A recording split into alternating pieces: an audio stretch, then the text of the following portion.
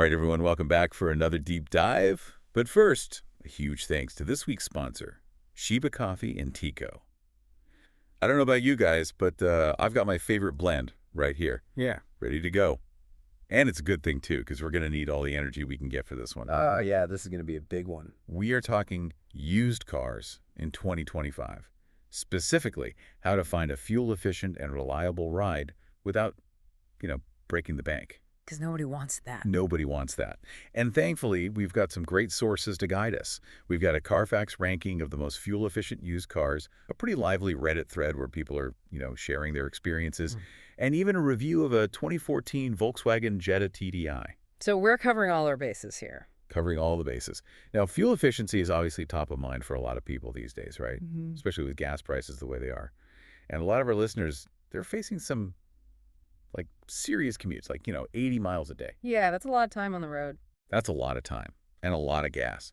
So let's dive right into that Carfax ranking and see which cars come out on top. Well, the ranking makes it pretty clear that hybrids are the kings of fuel efficiency right now. Okay, so hybrids are the way to go. Yeah. And they've actually crowned the Hyundai Ioniq as the champion. The Hyundai Ioniq. It gets a whopping 58 miles per gallon. 58. Wow. Yeah, it's pretty impressive. What makes this car so efficient? Is it like a super tiny engine or something? Well, it's actually a combination of things. The Ioniq has this really aerodynamic design to minimize drag, and they use a lot of lightweight materials to reduce the overall weight. Plus, it has a hybrid system that, seamlessly integrates a gas engine and an electric motor. So it's all about maximizing that fuel efficiency in all kinds of driving situations. Exactly. That's pretty cool. But how does the Ioniq stack up against the competition in terms of features and comfort? Right. Well, while it definitely prioritizes efficiency, it doesn't skimp on the features. You'll still get a touchscreen infotainment system, smartphone integration, and a bunch of advanced safety features. That's good. I mean, nobody wants to sacrifice all the cool stuff just to save on gas. Exactly. But reviewers have said the interior materials maybe aren't as luxurious as some of its competitors. So that's the trade-off. Right. Okay, so it's not all sunshine and roses. But I am curious. The Toyota Prius has been the go-to hybrid for years now. Yeah. How does the Ioniq compare to that, that old reliable?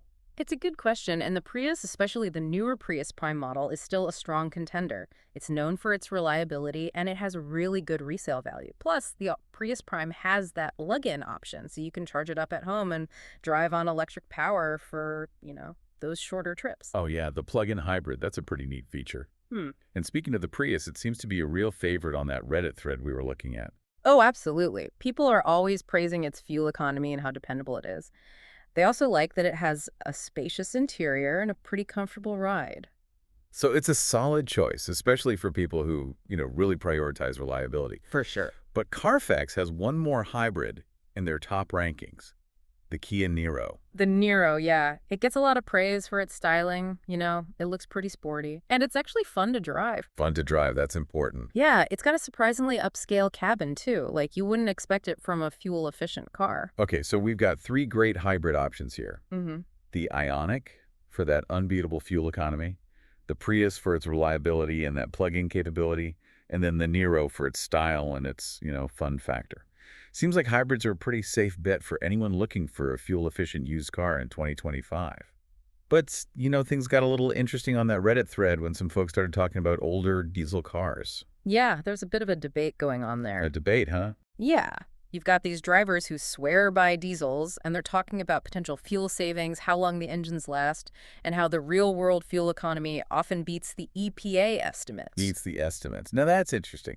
But I always thought diesels were, noisy and, not very environmentally friendly. That's a common misconception. Modern diesels are actually pretty refined. They're much quieter than they used to be, and they produce far fewer emissions. So are these diesel fans onto something? Could an older diesel actually be, a hidden gem in the used car market? It's definitely possible, but there are some things to consider before you jump on that bandwagon. Okay, I think we need to unpack that a bit more. So let's take a quick break, and we'll come back to explore the pros and cons of those diesel darlings. So yeah, let's break down the appeal of diesels and maybe some of the drawbacks too. Yeah, because I'm still a little skeptical. Those Reddit users were talking about potential fuel savings with diesels. Yeah. How does that actually work? Okay, so diesel fuel often has a price advantage over gasoline. And when you combine that with the fact that diesel engines are just naturally more fuel efficient, well, you can see why some people are really drawn to them.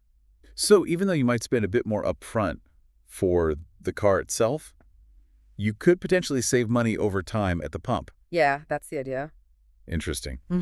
What about those real-world fuel economy claims? Are people actually getting better mileage than the EPA estimates? It seems like it, yeah. Diesel engines are they're more efficient at lower RPMs. So they really shine in city driving.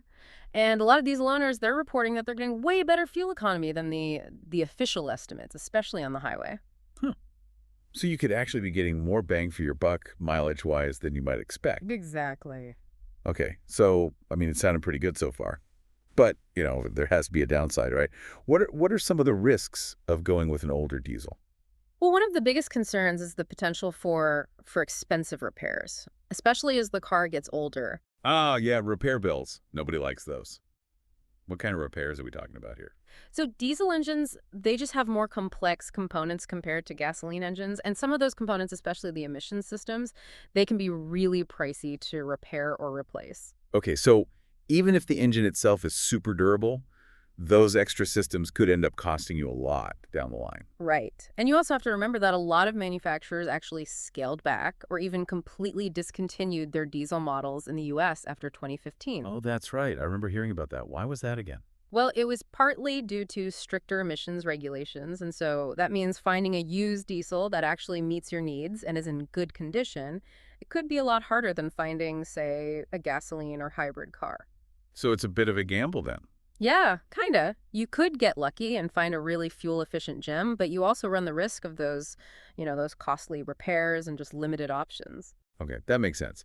But, we did find that review of the 2014 Volkswagen Jetta TDI, and the reviewer seemed pretty impressed with it. Yeah, that Jetta, it was known for getting really good mileage.